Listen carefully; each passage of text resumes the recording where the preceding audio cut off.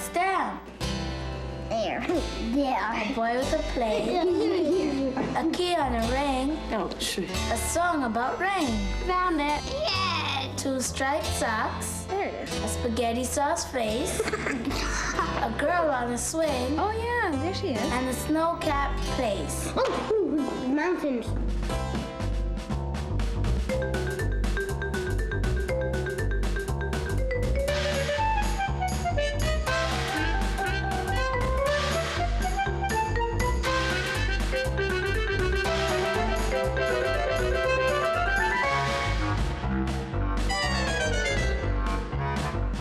I spy a rabbit. 11 bears in all. A dog on a block, a seal on a ball, 1 red bottle, 1 rubber band, a wooden craft stick, and the letters in hand. I Spy is basically a game with language. You get a great big gorgeous photograph, and underneath is a riddle that will tell you all the things you need to find in the book.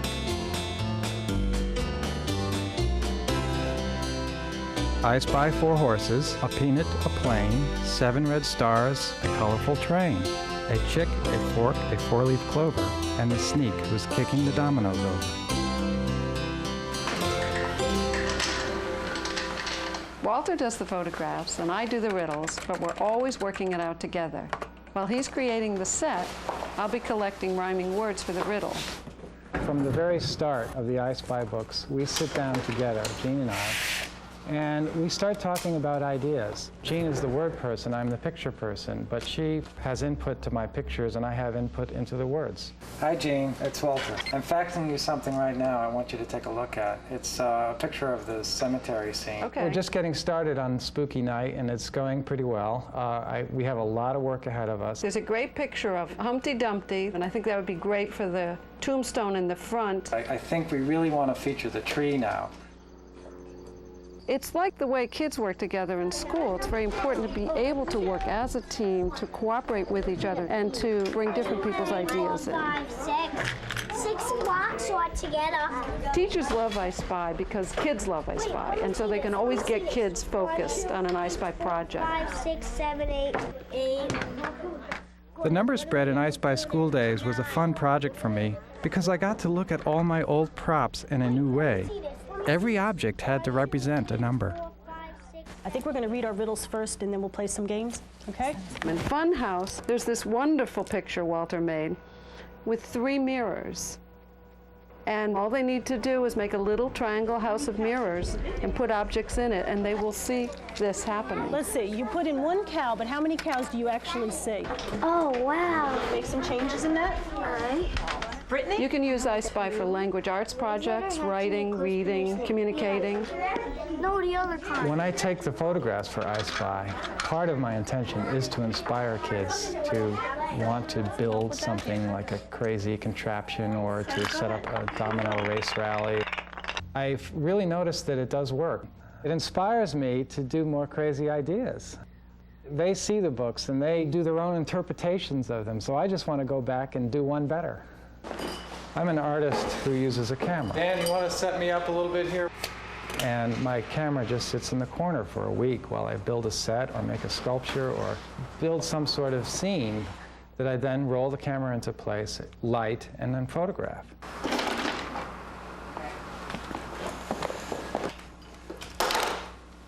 The scene has to really come alive. It really has to be very exciting. And that's done by making a very beautiful and balanced composition. And just put the clear on the top. We think this will be the cover for I Spy Spooky Night. I think that's a better bulb for up there. It's not too spooky yet. People don't realize how much goes into these books. For example, the Stegosaurus spread in I Spy School Days went through a lot of changes.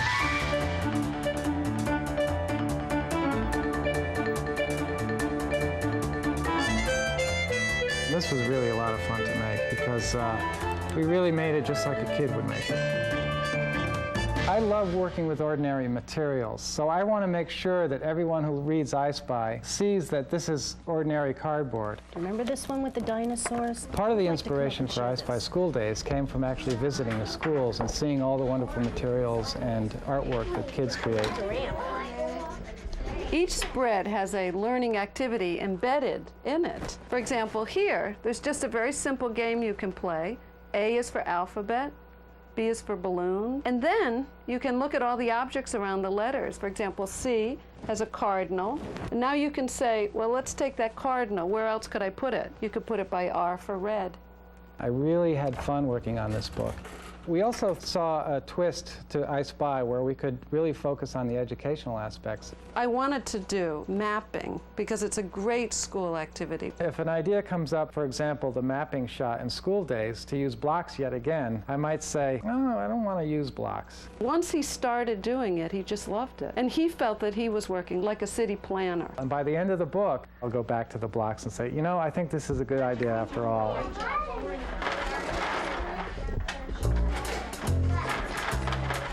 When we did I Spy Fantasy, we really looked for that sort of wonderfulness that kids imagine when they play by themselves or together.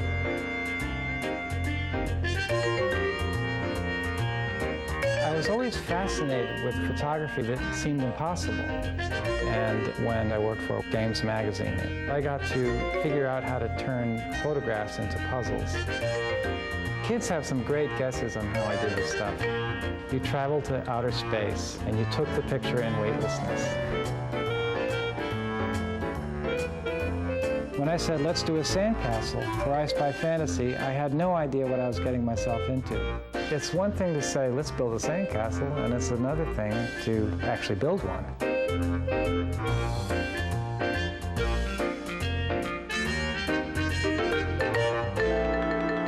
The first step when I look at a spread is to say all the words out loud. Our language is full of wonderful words. Light is good, because you've got night, spooky night. Jean has a lot of experience with school children. She really has a good way of knowing where young children can plug into ideas that are very sophisticated. I've written over 60 books, and I bring to I Spy a knowledge of how important language is in books and interesting words. Jean really likes to incorporate words in the pictures. I feel like Gertrude Stein sometimes, just saying these words over and over again. A button is a button is a button is a button. People think it's easy to write the riddles, but it's not. There are so many considerations that go into it. The sound of the words themselves, even how they look and how they combine together. I really was drawn to poetry early in life, and so it's very natural for me today to write in rhythm and rhyme. It sort of organizes the world around us. You anticipate rhymes, you anticipate rhythm. Who wants to come up and read this one? That's why we love poetry and music. I spy a mailbox, a feather, a flute, a horseshoe, a beetle, a basket of fruit, 7 pine cones, an apron, a key, a turtle, a swing, and the letter B. People always want to know how I Spy began. It began when I was editor of a kindergarten magazine called Scholastic's Let's Find Out, and we received an interesting photograph from somebody named Walter Wick. I had decided to organize some of the nuts and bolts and hardware that I had around the studio. And I had a box like this. I thought, well, this will make a good picture. So we called him up and he came in and we gave him a job, which was to do a great big poster called Fasteners. It still never occurred to me to do a children's book. And one day she called me. The book editor said, you know, you really should do a book, and we did, and that was the first I Spy. So as the I Spy books began to unfold, I had all these other interests and techniques that would just bring these pictures to life. We knew the first I Spy book would be adored by kids who are 5 and 6 years old, but what we didn't know is that older kids would love it, and parents, very young children, 1- and 2-year-olds would like it too. It's because the photography is so clear, so sophisticated, and I think that's why it works so well. One of the ways I explain to kids how Walter works is to show them this picture. It's the last one in I Spy Christmas, and I say to kids, how do you think he made this? Because they can't really guess that he used 9 boxes of baking soda, making little footprints with a tiny paintbrush and stuff, and they are in awe of it. As each I Spy book has come along, I've gotten more and more and more props. If Jean and I were discussing a particular photograph that we're working on, she might say, well, I need something to rhyme with shoe. Shoe, blue, new. We go around like that. And if she lands on something like an animal from the zoo, well, I have a whole box of zoo animals right here. It's kind of a strange category, but it works for us. Despite the fact that I have all these props here, and I have seemingly every toy that's ever been made, when I work on a new picture, I often have to come up with some new items, so then I have to go shopping.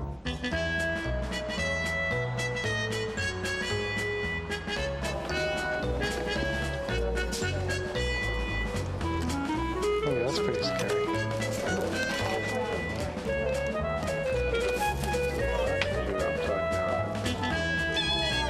What attracts me to a thing? What attracts me to a thing? It's a complicated question.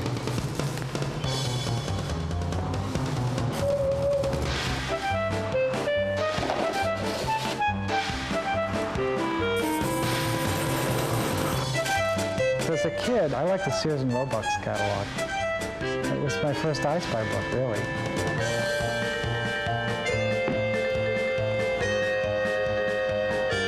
Ever since I was young, I loved making things and building my own toys, just tinkering around with junk that my father had in the basement. I've never stopped doing that, really, and when I became a photographer, I incorporated that passion in my photography work. All right, I think we're going to put some shadows on the house now. We're going to make this house spooky. Okay, I'm going to paint in some of these tree branch shadows by painting black paint on the plexiglass. You really can get inspired just by going outside and looking at the way nature lights things. Part of that house go dark. You work all day in the studio and you go outside and you say, well, gee, that's even better than what I'm working on. So you go back into the studio and try to make improvements. And this light is going to make the moon look a lot brighter, more exciting. My earliest photography was landscape photography. I still do landscapes now, but they might be constructed inside a cardboard box. Oh, I love it. I never knew any of this was leading to children's books. When we started I Spy, I felt like I'd fallen through a magic rabbit hole. This little guy doesn't quite fit on my head, but it might fit on yours. Kids instantly identify with Walter. They just want to be Walter Wick when they grow up. All hand-painted. B is for blue balloon. A D with a dozen dots, a monster. Patterns. This was fun. Zebra pattern, polka dot pattern, leopard spots. What? Chirp. The good side is the bad side. Mercy. Rapunzel, let down your golden hair. Alice in Wonderland. Mouse. All just made out of pipe cleaners. It's great. Kids try to imitate what he's doing. And in doing so, they learn a lot. They learn to really observe things more carefully, to think more critically, and really to be more spontaneous with everyday objects. I would like to come up and maybe trace what might happen to that marble. Where do you think it might go? The balloon popper is my favorite riddle. It's full of science, and I didn't want that to be missed. So it starts with I Spy a Marble, because that's where you start up here. I spy a marble, a clothespin clamp, fun, 2 keys, and a ruler ramp. If we hammer to hand, a hammer way hot, a ticker way tan, a chalkboard shot. Wow. Walter's challenges often turn into questions for kids to pursue. They think about motion, scientific method, cause and effect. You can think about all of that when you look at the balloon popper and try to figure out what happens to that marble as it goes down the ramp and hits all these various things. The balloon popper was a special challenge for me because here I had an opportunity to make a contraption that really worked. I knew that when I met kids and talked about this photograph, they would want to know if it worked, and I didn't want to tell them no. To get all these parts to work together right, we had to solve a lot of problems. Yeah. Oops.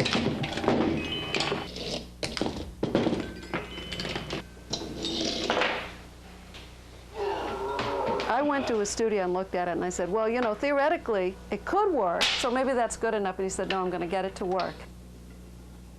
Go to the helmet, pull that down, and the marble 4 go down like this. Yes. Yes. Yes. The sand go down, that 4 down. Yeah. Do it. Hit the train, go over, Do it. knock the dominoes down, hit the fork, the chair falls over. Yes! Woo! All right. I almost never go to the studio, but sometimes I visit there and see the work in progress. Watch the lights Oh, dance. look, that looks great. Yeah. Oh, I had no idea it was this big. It looks so different from the picture. It's all lights that make it spooky. Yes, exactly. I wanted to show you the tree because Oh, that's nice. Yeah, that'll be great. the tree itself is open enough that we can start adding wireframe shapes. Oh, that's amazing. I can't Yeah. believe you did that. That has That's been added amazing. on. That's And amazing. you can make them fill this negative space. I want to show you some of the props over here that we Okay, got. Some of the great. new stuff. We have always had a box called ghoulish things. Look at the eyeballs. Those are great. Spiders. Weird. What do you plan to do with these guys? I just like to have them around for inspiration. You know, maybe we'll have them trailing up a tree or Oh, something. that's good. You really have to see these. These are great. His photographs use lots of stuff that kids are familiar with. And that's what they like about that, and it gets them to take out those objects and start playing with them too. To play at your own rate. Now that's what I Spy gives kids. It's the closest thing to their actual playing